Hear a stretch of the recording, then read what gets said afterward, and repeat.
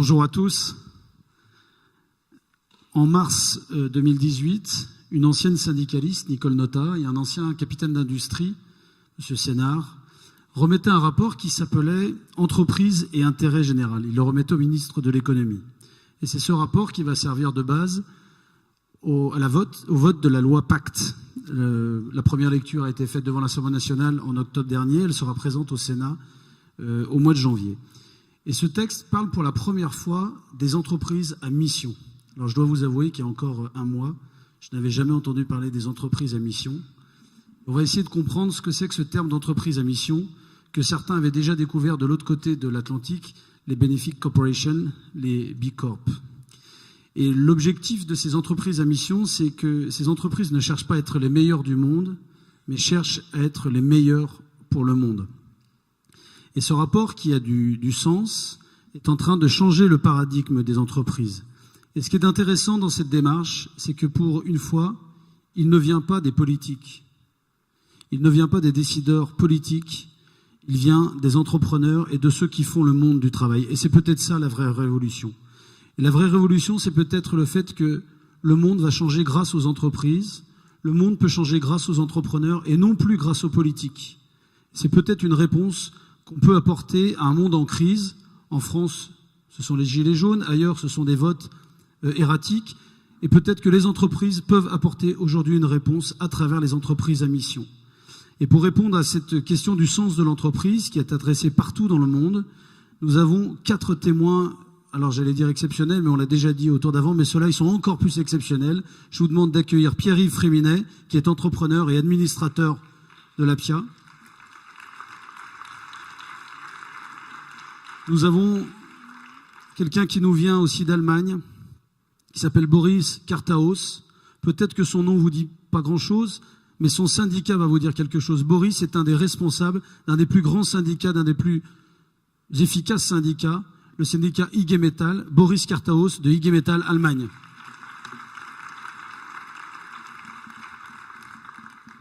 Nous accompagnera aussi dans cette déambulation, pas mémorielle, mais cette réflexion pour essayer de changer le monde à travers les entreprises, quelqu'un qui vient du Québec, du Canada. Il est cofondateur d'une société qui s'appelle Credo. Il s'appelle Christian Beller. Et lui a testé les B Corp et les entreprises à mission il y a déjà plusieurs années de l'autre côté de l'Atlantique. Je vous demande d'accueillir Christian Beller.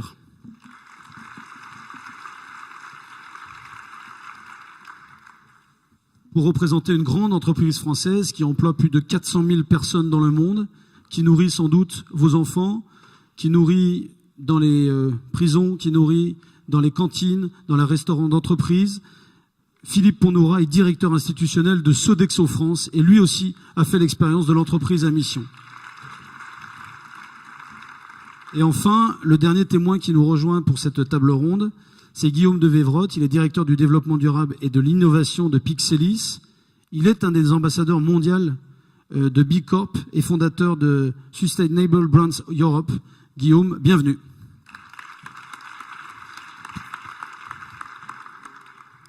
Alors avant de commencer, on va essayer de définir de quoi on parle aujourd'hui. Ce terme d'entreprise à mission, B Corp, on ne sait pas trop exactement de quoi il s'agit. Alors je vais demander à Pierre-Yves peut-être de commencer, de prendre un micro, à bien le poser sur votre menton comme ceci. Est-ce que vous pourriez, juste pour commencer, pour donner le cadre du débat qui nous intéresse aujourd'hui, nous donner la définition que vous faites de l'entreprise à mission, celle qu'on retrouve dans le rapport Nota Sénat et celle qu'on retrouve dans la loi Pacte qui sera votée en janvier devant la Haute Assemblée du Sénat. Oui, alors peut-être pour y répondre, je voudrais juste repréciser le cadre dans lequel ça s'inscrit. C'est vrai que ce cadre, on l'a largement évoqué aujourd'hui. Notre modèle de développement n'est évidemment pas durable. Il s'effrite beaucoup plus rapidement que sa construction. Et pour le réparer, l'entreprise, en tout cas j'en suis convaincu, doit jouer un rôle beaucoup plus fort pour la société. Alors jouer un rôle plus fort, ça veut dire évidemment, et l'actualité avec les épisodes Renault et autres montre que la responsabilité sociale déjà du dirigeant est un élément important dans la gouvernance de l'entreprise. Mais plus globalement, c'est aussi de pouvoir justement restaurer peut-être la confiance dans les états-majors, d'apporter plus d'éthique aussi dans la gestion des organisations, et puis peut-être instaurer davantage de diversité dans les entreprises. Est-ce que vous pouvez nous donner la définition qu'on retrouve dans ce rapport Nota? Entreprise à mission, ça veut dire quoi précisément, qu'on comprenne bien? Alors, l'entreprise à mission, c'est 4 éléments. C'est d'abord l'inscription de la raison d'être de l'entreprise dans ses statuts. On pourra revenir sur la raison d'être parce que c'est un élément majeur. Le deuxième élément, c'est la création d'un comité d'impact, comme il existe des comités stratégiques, des comités d'audit, etc. Donc un comité d'impact qui est doté de moyens, qui est composé de parties prenantes, donc bien au-delà de l'entreprise, de l'interne de l'entreprise. Troisième point, c'est pouvoir mesurer cette raison d'être qui est inscrite dans les statuts et donc forcément les moyens dont on s'est doté pour pouvoir y arriver. Et puis, dernier élément, pouvoir publier une sorte de déclaration de performance extra-financière, comme ça peut être fait et comme ça a été évoqué ce matin pour les Bicorp. Alors voilà, je pense que c'est à peu près clair pour tout le monde. Donc vous avez compris le principe de l'entreprise à mission. Et cette idée d'entreprise à mission, ça a été théorisé donc par Nicole Notat et M. Sénard, le grand patron français. Nicole Notat qui est syndicaliste comme vous, Boris Kartaos, vous pouvez prendre le micro. Et très souvent en France, on cite l'Allemagne un petit peu en modèle. Et comment vous expliquez que chez vous, le dialogue social est plus nourri et plus efficace? Comment se fait-il que les salariés ont une place plus importante dans la gouvernance des entreprises? Pourquoi vous avez ces rapports qui sont, je dirais, plus sains, entre guillemets? Ils ne sont pas forcément conflictuels entre salariés et dirigeants d'entreprise. Vous pouvez revenir ou nous expliquer ce contexte particulier de l'Allemagne que l'on cite souvent en exemple chez nous?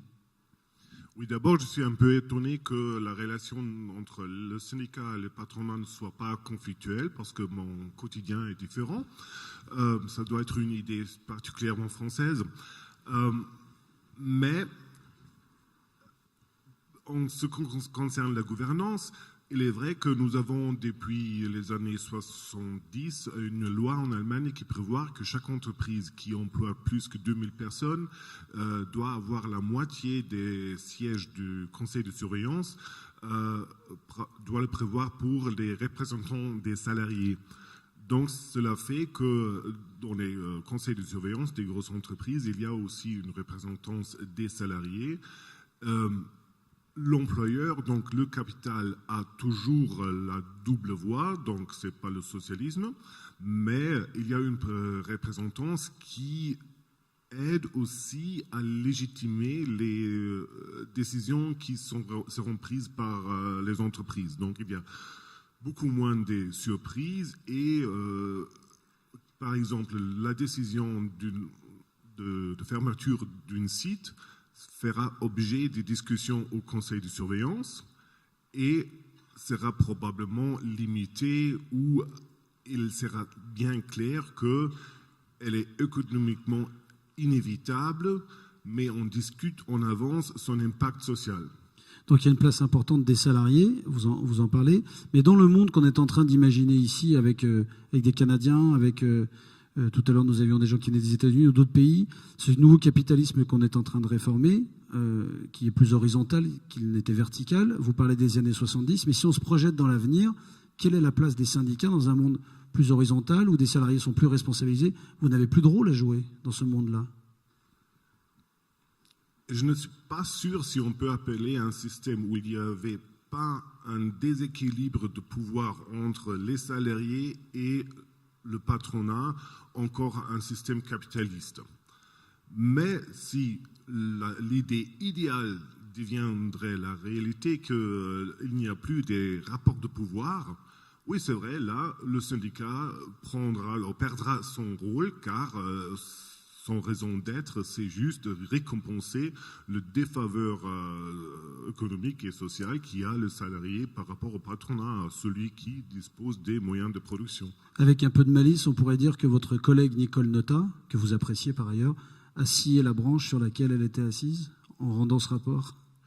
Non, pas du tout, parce qu'en fait, Je crois qu'elle essaie de donner une possibilité de faire comprendre aux dirigeants que leurs actions ont des impacts. Et c'est tout. Moi, je vois ça plutôt comme un miroir, peut-être un miroir obligatoire. Et des fois, c'est pas drôle de se voir dans le miroir. Donc... Ça dépend de la tête qu'on a, c'est toujours pareil. Philippe Pounora, vous êtes un des dirigeants de Sodexo. Et est-ce que vous pourriez nous expliquer comment vous avez réfléchi à la raison d'être de l'entreprise? Tout à l'heure, dans la définition que nous donnait notre ami, il disait qu'il fallait réfléchir au pourquoi de l'entreprise, plutôt que le comment, c'est-à-dire est-ce qu'on met des statuts, une ESA, une SARL, bon, tout ça on sait faire. Mais maintenant, avec ces entreprises à mission, on va se poser la question, pourquoi on le fait? Est-ce que vous pourriez nous expliquer comment chez Sodexo, vous avez réfléchi à cette raison d'être de l'entreprise? Comment ça se traduit concrètement?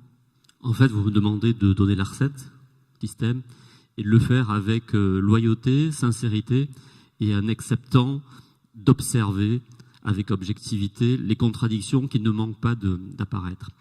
La deuxième chose, c'est avec un haut niveau d'ambition. Je ne vais pas faire un plaidoyer pro domo pour Sodexo, mais c'est l'entreprise que je connais le mieux, donc c'est celle que j'ai le moins de risques à évoquer.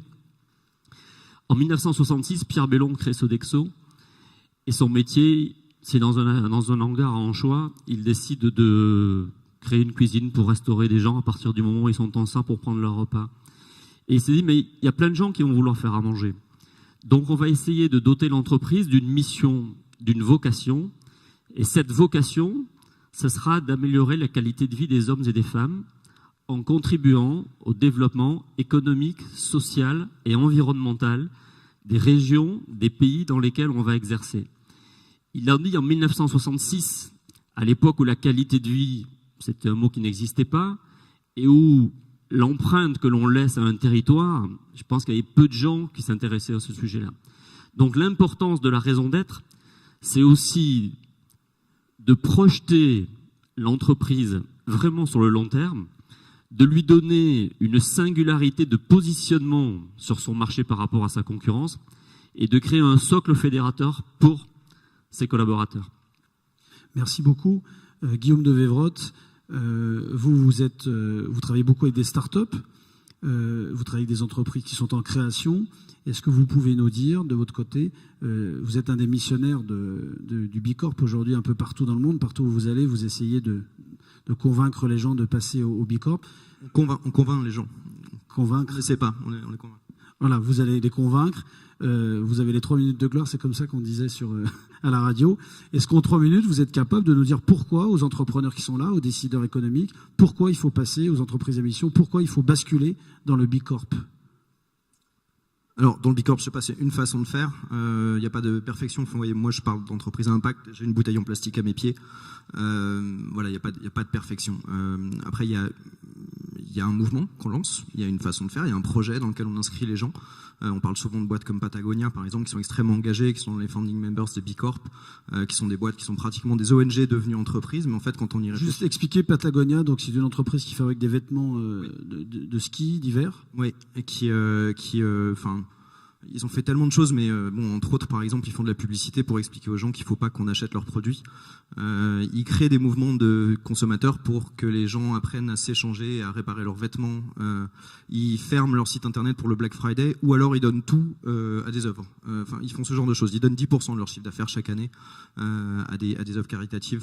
Ils ont travaillé aussi sur la transparence. Vous donniez cet exemple des fournisseurs de duvet d'oie. Leur grand concurrent, Moncler. Oui, du coup, j'ai une minute de plus. Allez, 30 secondes. En fait, 30 secondes de plus. En fait, non, voilà, c'est par rapport à la résilience. En fait, je pense que ça sert un peu la question qui était le pourquoi est-ce qu'on fait les choses. Donc, on travaille pas que avec des startups, on travaille aussi avec beaucoup de multinationales. Donc, vous faites partie. Et en fait, les deux raisons, c'est d'abord parce qu'on peut. Aujourd'hui, les gouvernements n'ont plus les leviers qu'il faut ou ont un petit peu de mal à activer les leviers qu'il faut, même s'ils en activent beaucoup. Les ONG sont des lanceurs d'alerte, mais la plus grosse du monde, c'est Oxfam, qui a à peu près rassemblé 1 milliard l'an dernier à mettre en exergue avec, les 270 milliards de dollars de trésorerie d'Apple, par exemple. Donc, on n'est pas en train d'activer les bons leviers. Et les entreprises, en fait, elles peuvent. Quand on s'appelle Coca-Cola, qu'on a de la pub pour sa marque à 6000 mètres d'altitude au Chili, on peut activer des leviers pour des tonnes de projets sociétaux que personne personne d'autre n'a. Donc déjà, on peut. Et puis la deuxième raison, c'est la survie. Et donc je retombe sur mes pieds sur Patagonia, mais la survie, c'est en fait, nous, ce qu'on explique beaucoup à nos clients, c'est que si vous voulez pas être le prochain Kodak, en fait, vous avez intérêt à devenir utile à quelque chose, à servir, à reprendre votre place dans la société. C'est pas juste une dépense ou une contrainte pour votre entreprise, c'est tout simplement votre futur, en fait. C'est le futur du business. Et je parlais de Coca-Cola, mais chez eux, ils se posent très clairement la question de est-ce qu'on pourra encore vendre du soda dans 15 ans, quand l'eau sera un produit de luxe. Donc, je retombe sur ma bouteille en plastique. Mais donc voilà, aujourd'hui, on est sur ces questionnements-là. On est dans cette urgence. Ce que vous voulez dire, c'est presque utile à la survie de l'entreprise de passer dans ce nouveau paradigme. Absolument vital pour la survie de l'entreprise. Et là, je parle de toutes les tailles d'entreprise, parce que souvent on se dit oui, mais Coca-Cola, Sodexo, Danone, qui est en train de devenir une bicorp, qui est en train de faire un retournement absolument spectaculaire, qui en fait ils ont enclenché il y a 10 ans, qui va encore leur prendre probablement 15 ans. En fait, nous, on fait 100 personnes et on a fait ce retournement. Je connais des boîtes de 15 personnes qui ont fait ce retournement. C'est en fait là où on a trouvé, nous, par exemple, notre valeur, notre profitabilité, notre solidité. Et si je prenais juste Patagonia, en fait, tout à l'heure, l'exemple dont on avait parlé, c'était que il y a eu une crise il y a quelques années où les doudous de Montclair, donc qui utilisent du duvet d'oie, en fait, avec des élevages d'oie pour faire leur doudoune. Il y a eu une vidéo d'une ONG qui s'appelle PETA, qui travaille sur le bien-être animal, qui est paru donc et qui montrait des conditions absolument horribles d'élevage de ces oies qui étaient plumées vivantes, qui étaient même pas tuées, jetées dans les bennes, etc. Et donc ça a choqué beaucoup de monde et donc Montclair a eu une réaction absolument fabuleuse qui a été de fermer les volets et de plus parler à personne pendant 2 mois. Donc ils ont perdu 38% en bourse. Ils ont rouvert au bout de 2 mois en disant c'est pas nous. Ils ont vraiment une réaction assez court-termiste. Et comme ils ont fermé les écoutilles, tous les projecteurs se sont braqués sur les autres fabricants de doudounes. Et dedans, il y avait Patagonia. Et donc Patagonia a eu le questionnement aux États-Unis de bon, bah, et vous, du coup, vous qui faites si bien, justement, comment sont faites vos doudounes? Et Patagonia a dit alors nous, on élève encore des oies, on est en train de chercher comment faire autrement, on pense qu'on en a encore pour 2 ans, nos élevages, ils sont là, là, là, là et là. Voilà les numéros de téléphone, allez-y. Donc, et faites-nous confiance, on fait bien les choses. Et aujourd'hui, vous êtes une grande entreprise. Quelle grande boîte, quelle grande entreprise aujourd'hui peut se permettre de dire « faites-nous confiance ». C'est un truc juste ahurissant. Et en fait, Patagonia a réussi à passer au-delà de ses produits. Aujourd'hui, ils sont dans un projet qu'ils partagent avec leurs consommateurs, qu'ils partagent avec les pouvoirs publics, avec les ONG. Et aujourd'hui, ils ne sont pas inattaquables. Mais ils le disent.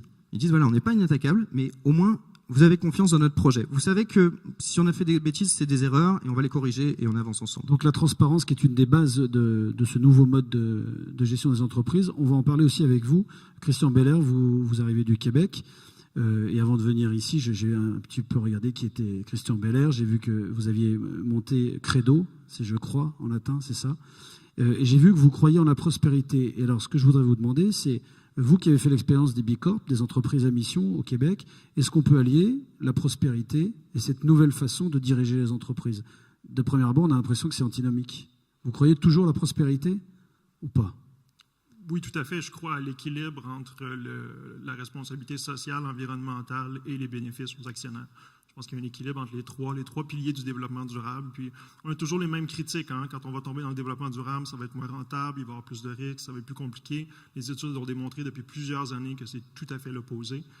Et même qu'aujourd'hui, on va plus loin que d'essayer de voir, au fond, l'impact négatif qu'on peut avoir lorsqu'on a nos opérations, de voir comment on peut créer un impact positif, intentionnel, donc créer une valeur sociale et environnementale.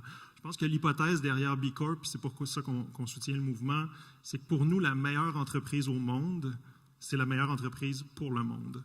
Puis on est convaincu que cette idée-là, c'est celle qui va faire son chemin. Puis on est convaincu aussi que les organisations qui ne vont pas adopter le pas, bientôt n'auront plus le droit d'exercer leur activité. Donc, de façon si radicale, je pense que les gouvernements vont ajouter des réglementations. On l'a vu dans certains secteurs d'activité. Je pense que la société civile aussi va être de plus en plus... Est-ce que vous croyez que c'est vraiment les gouvernements qui vont agir aussi? Est-ce que ça ne va pas passer par les entreprises? C'est ce qu'on disait tout à l'heure en préalable. Je suis tout à fait d'accord avec ce que Bertrand Badry disait un petit peu plus tôt.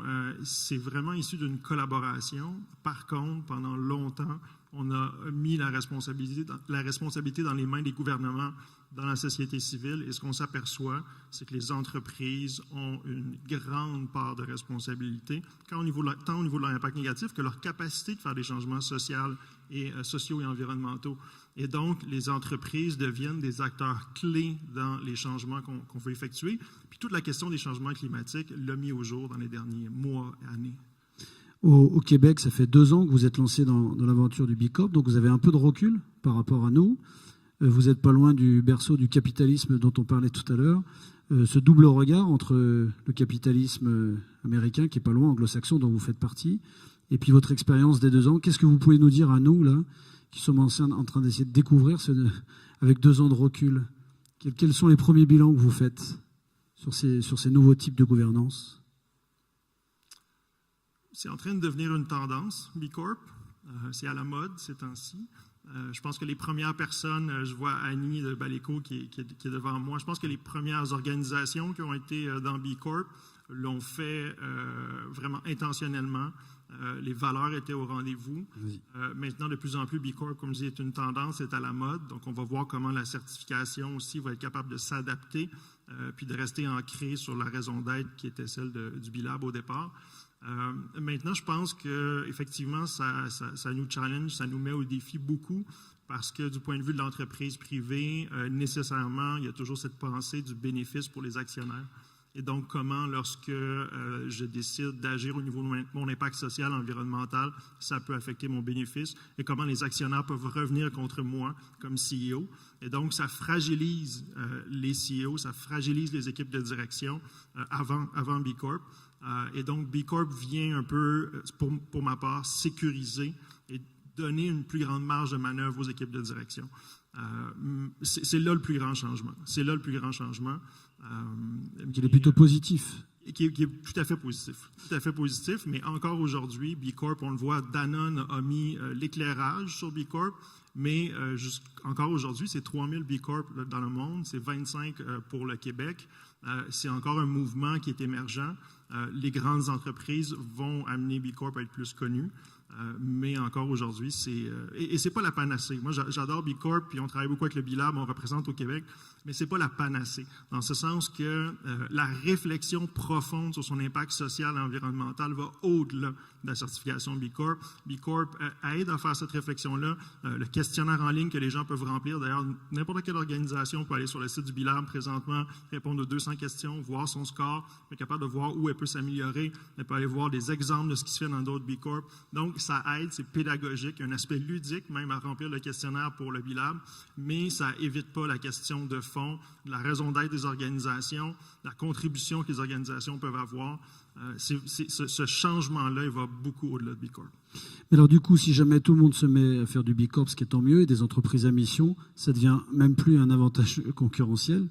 L'idée, c'est que tout le monde devienne B Corp au final, mais au-delà de ça, c'est surtout un outil. C'est-à-dire qu'en fait, effectivement, tout le monde peut aller sur le site web pour tester son entreprise, voir où on en est, pour voir en fait un point de départ.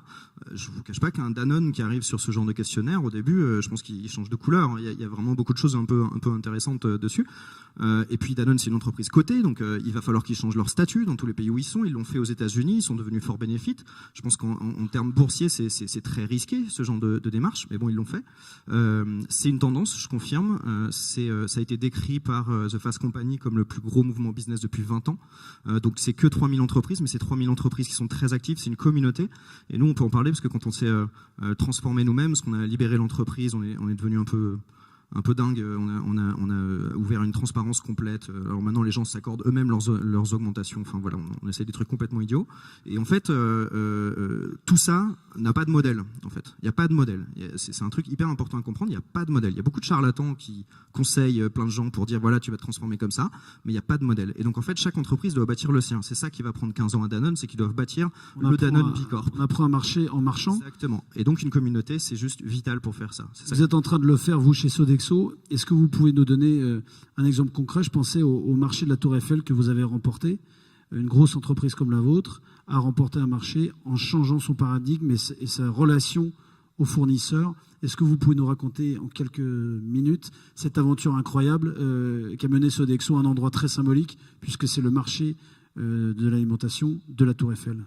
En fait, le thème, c'est comment, en partageant, on est arrivé à croître. C'est ça un peu le résumé de la consultation. Il y a eu 400 articles de presse en 3 mois qui relataient l'intensité concurrentielle de ce débat. Et je vais vous donner 3 titres. Il y en avait un, c'était Le sang des Atrides.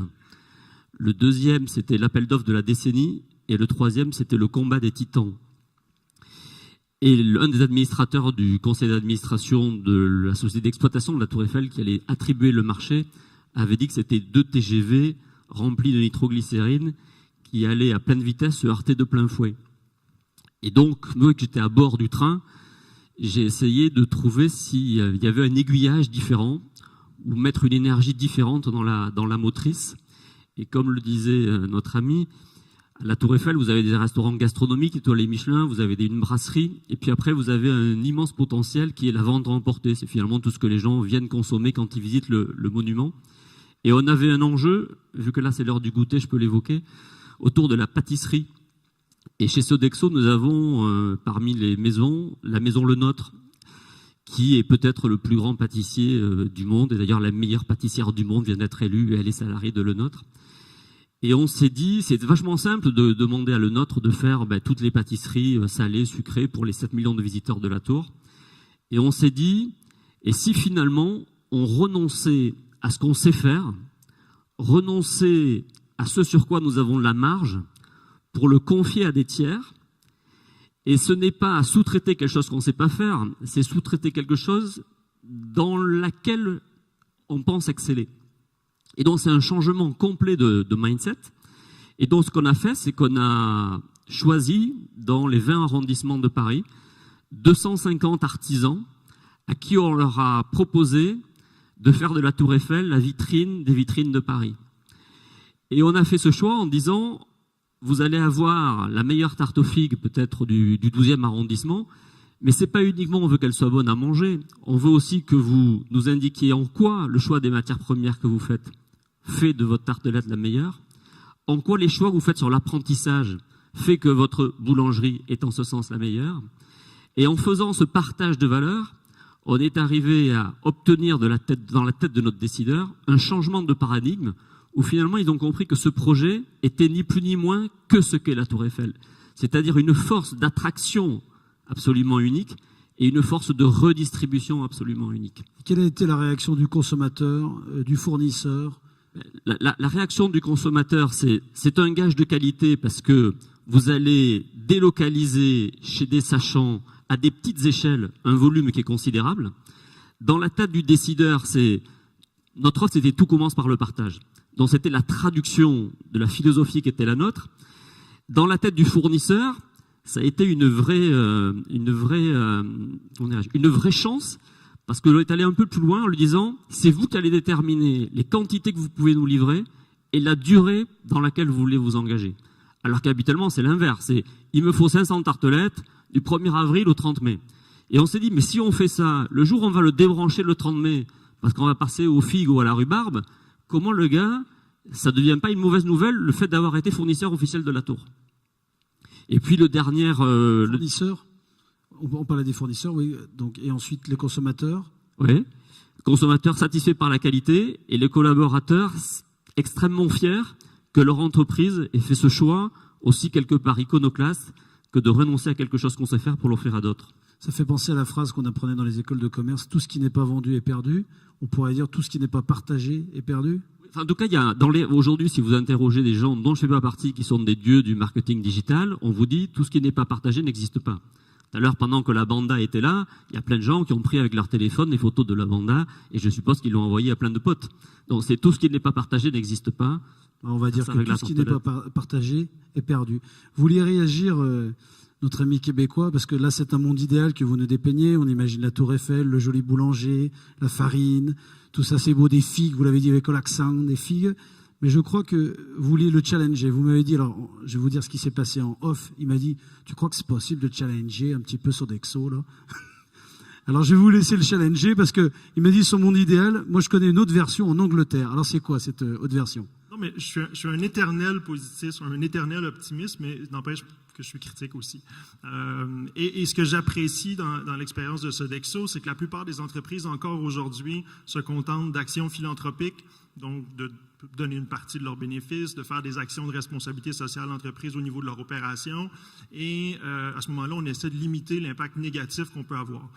Vous allez un peu plus loin, vous allez dans un modèle partagé, donc vous réfléchissez au niveau du modèle d'affaires, comment vous êtes capable de partager une certaine valeur, créer une valeur sociale, et qui est positif autant pour vous que pour vos fournisseurs. Et ça, pour moi, c'est admirable. Donc, on va un petit peu plus haut dans la pyramide.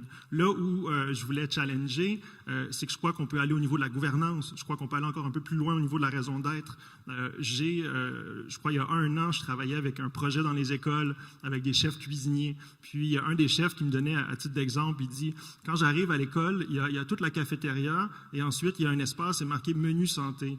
Il dit, pourquoi l'ensemble du menu n'est pas le menu santé et les frites seront à côté et que c'est pas ça qu'on veut donner comme nourriture aux enfants ou aux personnes âgées ou bon, dans les hôpitaux.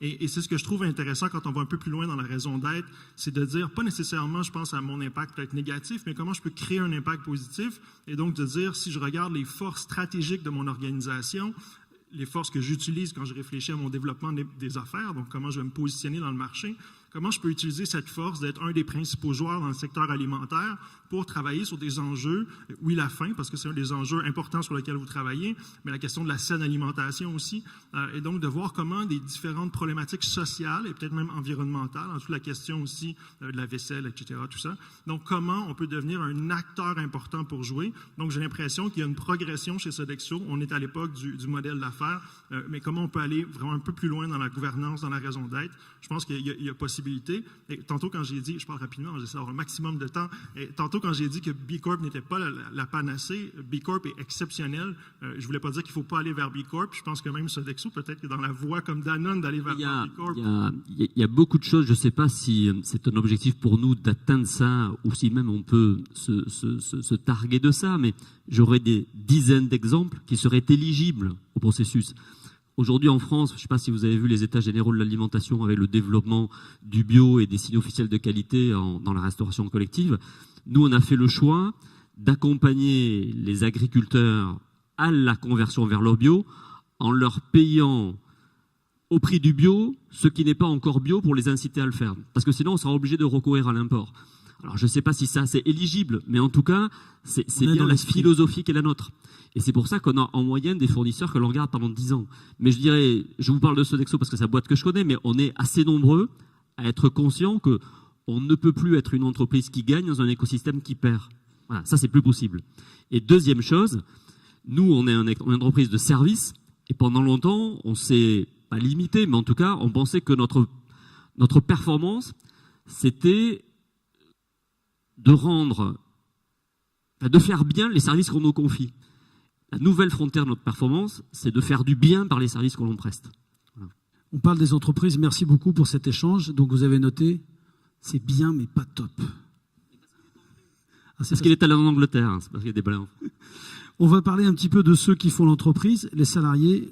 Pierre-Yves, vous attachez beaucoup d'importance aux salariés et vous parlez d'intrapreneuriat, c'est-à-dire en fait, dans votre idée, l'entreprise à mission, il faut que chacun prenne sa responsabilité, c'est-à-dire qu'il œuvre à une œuvre plus générale, mais lui-même personnellement a une responsabilité. Est-ce que ça serait faux de dire que dans votre esprit, on n'est peut-être pas tous appelés à devenir des entrepreneurs, au sens où on l'entend tous, mais plutôt des artisans au sein d'une grande entreprise? Est-ce que cette approche, elle correspond à votre pensée? Est-ce que j'en ai compris? Enfin, une grande entreprise, parlons des PME qui existent. Hein. C'est vrai qu'on parle de Sodexo, qui est une très très grande entreprise, mais dans des entreprises beaucoup plus petites, la problématique que l'on évoque là, elle est quotidienne. C'est-à-dire que c'est d'abord à l'intérieur de l'entreprise, avant d'aller chercher des parties prenantes et de les impliquer effectivement dans un projet ambitieux comme celui que vous évoquez, mais c'est d'abord dans l'entreprise où il faut libérer cette pensée, libérer l'action, la liberté d'entreprendre dans les entreprises, parce que chacun au quotidien est un outil d'innovation. Il ne le sait peut-être pas, mais chacun, derrière, dans une industrie, derrière une presse, ou etc., il fait preuve d'imagination, d'innovation au quotidien. Donc tous ces artisans, finalement, quel que soit leur niveau, doivent être en capacité d'apporter une contribution beaucoup plus forte et d'être un moteur aussi dans la raison d'être de l'entreprise. Parce que ce qu'on évoque là est effectivement la raison d'être, vous l'avez donnée par Pierre Belon à l'origine de la création de Sodexo. Mais aujourd'hui, beaucoup d'entreprises ne connaissent pas leur raison d'être. Ils savent le quoi, c'est-à-dire les produits, comment ils vont les segmenter sur le marché, quelles cibles, etc. Le comment, l'outil de production, l'organisation, etc. Mais pourquoi? Donc la raison d'être, ça doit être le bien commun. Donc ce bien commun, il est bien à partager entre tous les collaborateurs, entre tous les salariés. Donc il faut les impliquer dans des projets collaboratifs. Donc l'innovation en fait partie, parce que les entreprises ont besoin d'innovation pour trouver de nouveaux relais de croissance, nouveaux relais de développement, etc. Mais les entreprises ont aussi besoin de sens. Il faut redonner du sens à l'action de chacun. Il faut permettre à chacun d'être un acteur important dans l'entreprise, en tout cas à son niveau. Et puis le dernier point, c'est que l'entreprise, elle a aussi besoin de talents. Donc comment on va chercher ces talents? Comment on fait pour activer les talents qui sont présents dans la structure? Donc on pourrait parler de la gestion prévisionnelle des emplois et des carrières. Enfin, c'est tout ça. Si on va plus loin, est-ce qu'on peut parler même de vocation? Parce qu'on parle toujours de la vocation de l'entreprise, mais est-ce qu'on peut pas parler de la vocation individuelle de chaque salarié? À quoi je suis appelé? Vous qui parlez latin, credo, je crois que vocation, ça vient de vocare. C'est à quoi je suis appelé, se poser la question chacun, à quoi je suis appelé dans ce grand projet? Oui, bien sûr. Mais il faut permettre à chacun de dire pourquoi il est là, quelle est sa valeur ajoutée dans l'entreprise. Souvent, c'est un aspect qui n'existe pas. Boris, comment vous réagissez quand vous entendez que ça y est, on se met enfin à parler des salariés? Je vous rassure, il n'y a pas que des entrepreneurs, des entreprises, des capitalistes, il y a aussi des salariés. Comment vous réagissez quand vous entendez ça? Comment faire pour repositionner le salarié dans l'entreprise et comment vous avez fait en Allemagne, ce qui est peut-être une des raisons pour lesquelles le dialogue social fonctionne mieux chez vous? Est-ce que vous voyez un lien entre la place du salarié dans l'entreprise et le dialogue social? Donc, si on se pose la question du pourquoi, nous avons une transformation notamment dans l'industrie d'automobile. C'est-à-dire un moteur à l'explosion est composé d'environ 1600 pièces. Un moteur électrique contient 240 pièces différentes. Donc c'est un produit beaucoup plus simple. Et les provisions les plus optimistes seront que jusqu'à 2030, on va perdre dans le secteur d'automobile 300 000 emplois. Vous parlez pour l'Allemagne? L'Allemagne. Et cela fait donc, pourquoi? Qu'est-ce qu'on a fait jusqu'à maintenant? Et qu'est-ce que c'est la vocation d'une entreprise, même des très grandes entreprises, pour le futur? Et comment on peut organiser ce processus de transformation afin que les entreprises ne décident pas qu'ils vont produire un autre produit, mais ailleurs, parce que dès qu'il faut faire l'investissement, on peut le aussi bien faire dans un pays de l'Est ou en Asie. Donc, je crois que la question du pourquoi est aussi liée à la représentation des parties prenantes, donc les salariés, qui ne sont probablement dans le futur pas les seuls, mais si on veut organiser un tel processus, il faut prendre à bord les salariés et leurs intérêts qui vont au-delà des prochains 5 ans, ce que c'est toujours le cas parmi les dirigeants.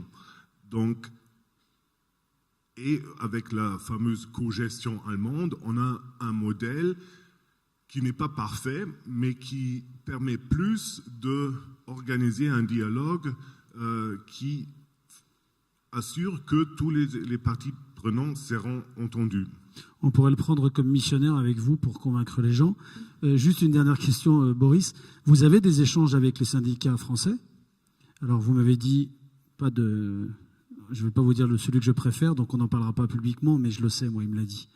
Mais dans les rapports que vous avez avec les syndicats français, est-ce que vous parlez de ça? Est-ce que ce sont des questions qu'on évoque entre syndicats européens ou est-ce qu'on est juste sur de la revendication, sur le salaire, les heures sup, les choses très basiques? Est-ce que vous parlez un petit peu du futur comme ça? Comment ils réagissent, vos homologues français, quand vous parlez sur le long terme, quand vous parlez de cette fameuse cogestion, de la responsabilité du salarié dans l'entreprise? Parce que ce n'est pas une culture que nous avons, nous, Français. moi, par la discussion avec mes homologues, j'ai un peu l'idée que la cogestion est devenue un sujet à la mode en France. Il y avait le dernier gouvernement... On l'a oublié, le pauvre. Oui, on a même oublié, donc le précédent de M. Macron. François H. Je vous aide un peu. Là, il y avait une loi qui a un peu augmenté la présence des administrateurs salariés dans le conseil de surveillance. Mais pour longtemps, c'était dans la conception de nos collègues méditerranéens, une mixture entre on ne prend pas place à la table du capital, ou des capitalistes, ou parmi les capitalistes. Donc ils ont renoncé à cette idée, et cela pas à 100% à tort, parce que il va falloir prendre des décisions difficiles. Tout organisme social, comme une entreprise, refuse chaque changement.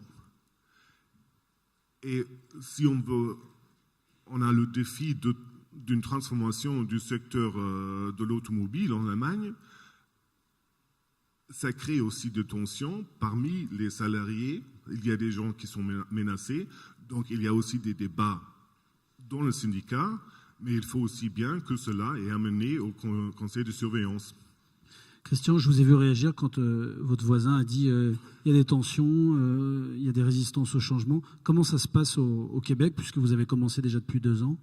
Quels ont été les principaux freins, les résistances les plus difficiles à renverser?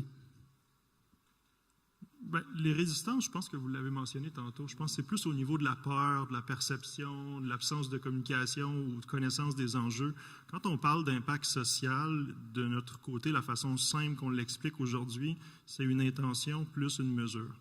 Et la notion d'intention, elle est basée sur des problématiques sociales et environnementales et sur la compréhension de ces problématiques. On a parlé des objectifs de développement du millénaire, on a parlé de B Corp, donc d'une série d'indicateurs. Donc, comment on identifie les problématiques, comment on les comprend et comment, par rapport à ces compréhensions des enjeux, des objectifs, on est capable d'attribuer, au fond, un impact lié directement à nos actions. Donc, comment, au fond, je peux dire que j'ai eu cet impact à travers mes actions. Et donc, j'ai l'impression que ce qu'on s'aperçoit dans la gestion du changement, c'est que dans la mesure où, avec les parties prenantes, puis c'est un peu ce que vous avez fait en modèle en share value, en valeur partagée, c'est qu'à partir du moment où on identifie les problématiques ou les enjeux, puis qu'on est capable de communiquer avec les parties prenantes dans un mode de co-création ou de collaboration, c'est beaucoup plus clair. Donc, les barrières tombent. La gestion du changement peut se faire. On est capable de voir, au fond, qu'est-ce qui est partagé effectivement. Donc, c'est toute une question d'information, de compréhension. Et je pense que c'est ça l'avantage. Quand on parlait de transparence tantôt avec B Corp, c'est cette transparence que les processus comme B Corp amènent, cette transparence que les objectifs du développement du millénaire, où chaque pays, chaque juridiction regardait comment cette problématique se vivait sur son territoire et ensuite c'est fixer les objectifs. Donc, c'est cette compréhension des enjeux qui permet aux gens de pouvoir travailler ensemble. J'ai l'impression que c'est ça le principal bénéfice qu'on a vu là, de B Corp et des objectifs du développement. Vous voulez réagir, Pierre-Yves? Mais justement, c'est ce qu'on... Tout à l'heure, on disait qu'effectivement, dans l'entreprise à mission, au-delà d'inscrire la raison d'être dans les statuts, il y avait la notion de comité d'impact à créer. Mais les comités d'impact, ils doivent avoir un certain nombre de parties prenantes. Sinon, ça n'a pas de sens. Si on est seulement fermé sur soi-même, ça n'a aucun intérêt. Il faut que ça soit collaboratif, il faut que ça soit collectif, il faut que ça soit inclusif. Donc les parties prenantes doivent intégrer la stratégie. Ça veut dire même aller chercher les consommateurs? Bien sûr. Parce que les consommateurs... Les clients, les fournisseurs, toutes les parties prenantes qui sont dans l'écosystème. Permettront de changer la perception. Quand vous avez une PMI sur un bassin d'emploi où il y a 3000 personnes et votre entreprise utilise 150 salariés sur ce bassin, vous avez une responsabilité sociétale. Vous êtes un acteur de ce dispositif. Vous avez une responsabilité, effectivement, sur ce bassin d'emploi. Et on pourrait le dire pour des filières ou pour autres... J'entends. On parlait des consommateurs. Vous dites que c'est une des parties prenantes. Il y a un exemple qui est intéressant, dont on a parlé. C'est l'exemple de Uber et puis de chauffeurs privés. C'était intéressant qu'on en parlait tout à l'heure.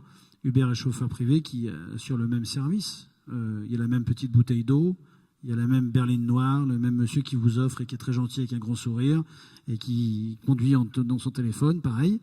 Mais il y a une différence entre les deux entreprises et ça rejoint ce que vous disiez sur le sens de la responsabilité. Est-ce que vous pouvez nous en parler ? Oui. Enfin, en fait, ce qui nous a frappé, c'est que aujourd'hui, quand on est dans le métro à Paris et qu'on regarde les publicités de chauffeurs privés, leur publicité, c'est on paye nos impôts en France. Ils ne parlent pas du service, ils ne parlent pas des voitures, ils ne parlent pas des chauffeurs, ils ne parlent pas du prix, ils ne parlent de aucun élément du marketing mix de cette boîte. Ils disent juste qu'ils payent leurs impôts en France. Et c'est ça leur argument contre Uber. Et en fait, pour voyager un petit peu, alors du coup, typiquement au Canada, aux États-Unis, ils sont en train d'autogénérer tout seuls leurs propres concurrents juste sur les valeurs. C'est-à-dire qu'il y a des gens comme Lyft qui se posent aux États-Unis contre Uber et qui se développent sur des valeurs. Donc c'est-à-dire que la responsabilité, ça devient maintenant un outil. Ça devient un outil de compétition. Tout à l'heure, on avait... transparence avec Moncler. Alors la transparence avec Moncler, et puis avant que nous tous on soit ici pour parler, il y a quelqu'un qui a évoqué l'inertie de l'Europe, donc le fait qu'il y avait la Chine qui développait une façon de voir, les États-Unis qui développaient une autre façon de voir, et que l'Europe était inerte dans tout ça. Et en fait, moi je suis persuadé que c'est probablement le prochain grand combat, la prochaine grande signification de l'Europe, c'est justement sur cette façon de mettre des valeurs dans le business et de le travailler de façon sociétale et comme ayant une vraie place dans la société. J'ai juste une petite phrase, je sais que si je la dis pas, je vais être frustré. C'est juste qu'en fait, tout à l'heure, j'ai entendu beaucoup de choses sur le fait d'impliquer les employés, d'intégrer, d'inclure, etc. Et je suis totalement d'accord avec tout ça. Nous, on a libéré l'entreprise il y a 4 ans et encore une fois, on a eu plein de problèmes, mais on y va vraiment à fond parce qu'on voit bien la valeur que ça apporte. Mais il faut pas confondre libération et abandon. Nous, on a eu beaucoup de problèmes avec ça notamment. C'est qu'en fait, les gens, quand on les libère, ça les angoisse. Et que les gens, quand on les implique, ça les angoisse. Et donc, en fait, beaucoup d'informations, c'est très important, mais ça se pilote, c'est très délicat. Et par rapport aux parties prenantes, par rapport à tout ça, je suis encore une fois complètement de votre avis. Je veux juste préciser ça, c'est que c'est pas la panacée, comme tu dis. C'est que ça se fabrique, ça se pilote, ça se travaille. Il nous reste 2 minutes.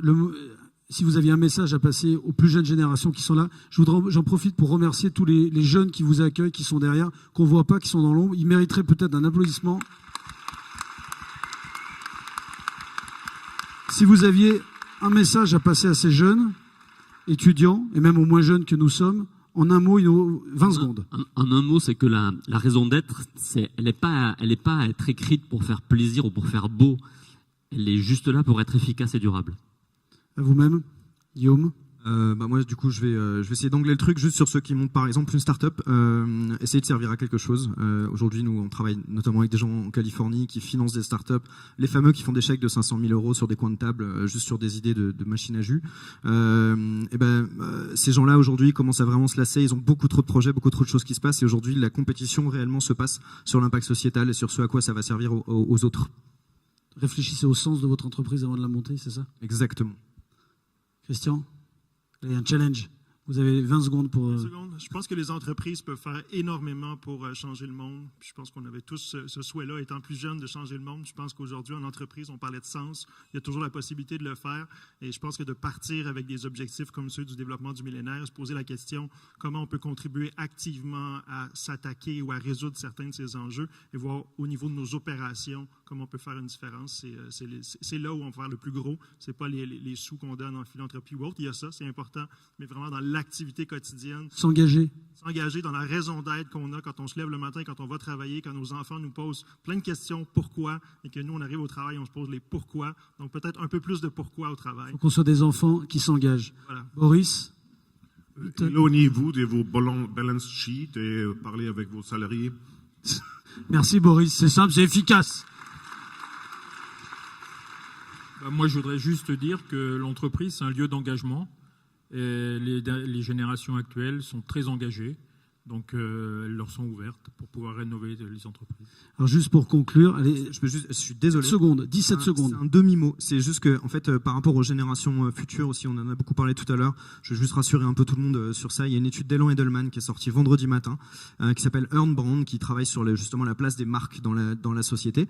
Et en fait, ils ont découvert, et ça a été un peu, pas une surprise où tout le monde tombait de sa chaise, mais quand même c'était étonnant. Il y a un chiffre qui est presque le même dans le monde entier, qui est qu'en qu'en fait, autant chez les plus de 55 ans que chez les moins de 25 ans, que chez les 30-60 ans, on a un chiffre qui est de 59% des gens qui pensent qu'on peut encore y arriver, qu'on peut encore changer les choses et qui ont envie de s'engager aux côtés. Et ce qui est drôle, c'est qu'ils veulent s'engager en premier aux côtés des entreprises, en deuxième aux côtés des institutions et en troisième aux côtés des ONG.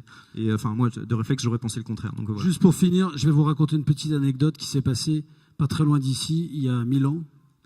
C'était lors de la construction de la cathédrale de Saint-Jean à Lyon. Il y avait un maître tailleur qui passait au milieu de ses ouvriers. Et au premier ouvrier, il lui demande « Mais qu'est-ce que tu fais ?» Et le garçon était là, il était avec son burin. Il lui dit « Moi, je taille un caillou. » Et il va voir le deuxième ouvrier. Et il lui dit « Et toi, qu'est-ce que tu fais ?» Et le deuxième lui dit « Moi, je suis en train de sculpter une voûte. » Et le troisième ouvrier, il lui dit « Et toi, qu'est-ce que tu fais ?» Il est en train de tailler sa pierre. Il relève la tête, il le regarde et lui dit « Moi, je bâtis une cathédrale. » Je vous remercie.